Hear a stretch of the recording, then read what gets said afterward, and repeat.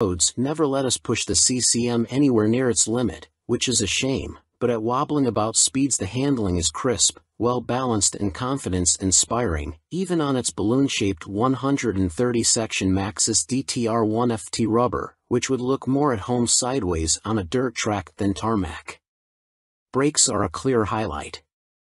Twin Brembo monoblocks aren't the best of the best on paper, but they're loaded with the kind of glorious feel and power missing from any road bike fitted with ABS. Brushing the front brake lever has the calipers hissing as they munch into the wavy CCM-branded Galfer discs to scrub speed off in a flash.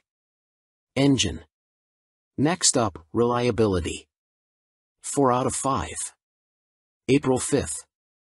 Like all CCM Spitfires, the 71T is powered by a compact, liquid-cooled single-cylinder motor, originally designed by BMW for Husqvarna.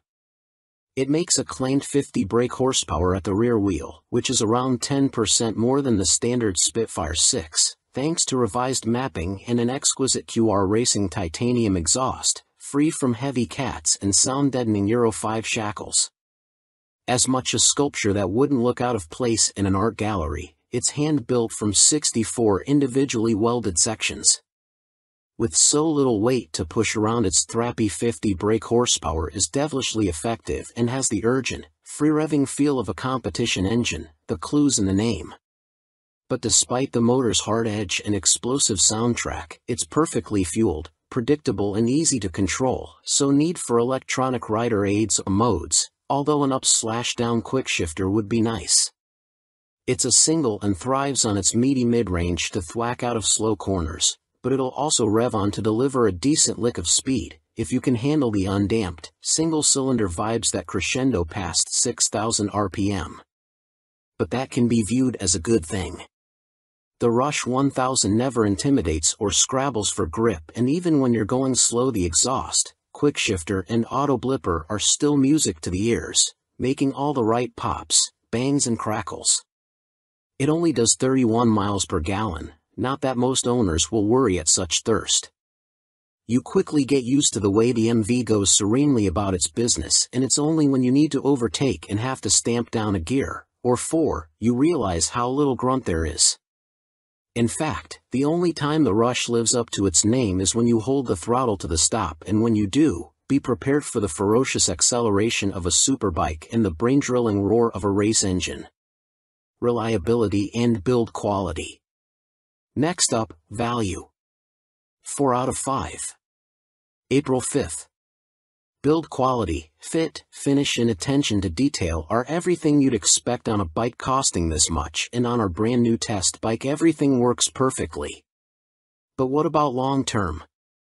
Well, MV Agusta have improved reliability since welcoming their new Russian owners, and with UK importer Crazy Horse now fully up and running, spares supply shouldn't be a problem.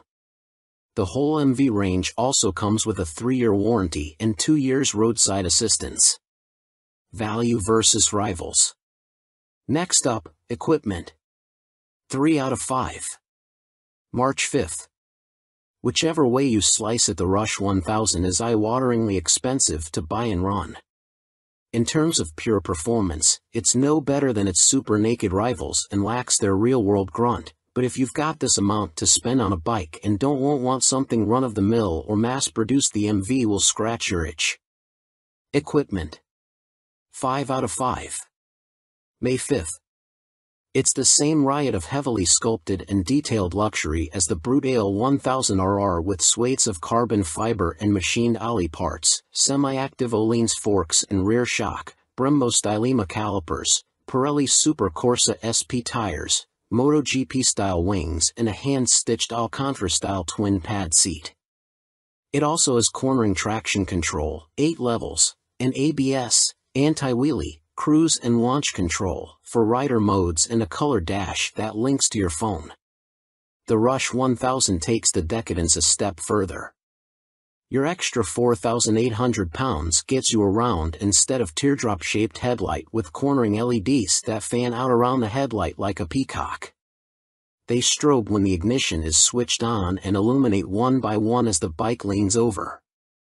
It also has a revised Supervelis-like carbon tail section with a bottom of a beer can rear light and a satin gray paint job with red Batmobile flex. It wears a spoked wheel up front and its forged ollie rear is fitted with a carbon hubcap fixed to the rear wheel spokes. Does it affect stability in sidewinds? No.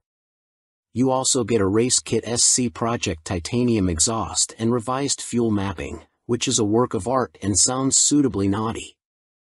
The Italian firm also creates the pipes for Marquez's Honda.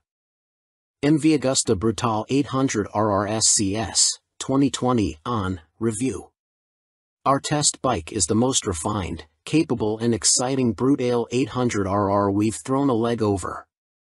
Everything from the power of its brutal Brembos, to the way it rolls beautifully into corners and the riotous din from its 3/cut pipes is feel-good overload.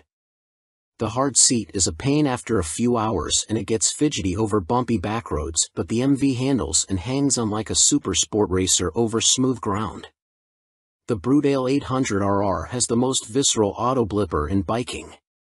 Rich, gravelly and mechanical, every burst of power shoots 3-cylinder chills through your body as each cog slices precisely home. It's just as tuneful on the way up, with a loud crack through the quick shifter as the revs kiss the red line. The MV's electronic shifters deserve a place in an orchestra,